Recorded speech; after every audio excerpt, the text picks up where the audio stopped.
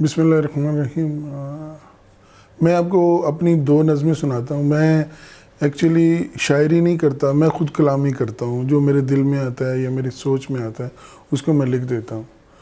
ایک میں اللہ تعالیٰ کی ذات کے بارے میں کچھ لکھا تھا کہ میرے قلب و نظر تیری یاد کے راہ گزر، میرے قلب و نظر تیری یاد کے راہ گزر، ہوا میرے چار سو تیری خوشبو سے معطر، تو نے تو سب کچھ دیا اپنے فیض سے مگر میں ہی رہا اپنی ذات میں بے ہنر۔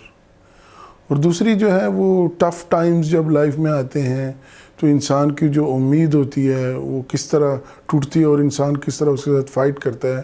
تو میں سناتا ہوں کہ میری روشن خیالی میرے چار سو ایک حلقہ بنائے رکھتی ہے روشنی کا، میری روشن خیالی میرے چار سو ایک حلقہ بنائے رکھتی ہے روشنی کا، یوں میرے ہاں کبھی اندھیرا نہیں ہوتا، سورج بھی دن بھر پہلو بدل بدل کر میرے شکستہ کمرے کی دراڑوں سے جھانکتا رہتا ہے، اور یوں اس کی کرنیں چھن چھن کے میرے کمرے میں ایک حلقہ بنائے رکھتی ہے روشنی کا، یوں میرے ہاں کبھی اندھیرا نہیں ہوتا۔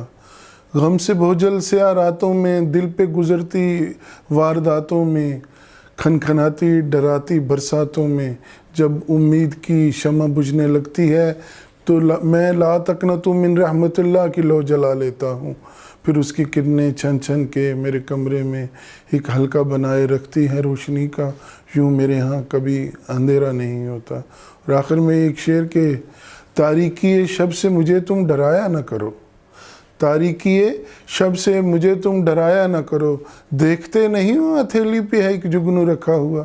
بہت شکریہ آپ کا۔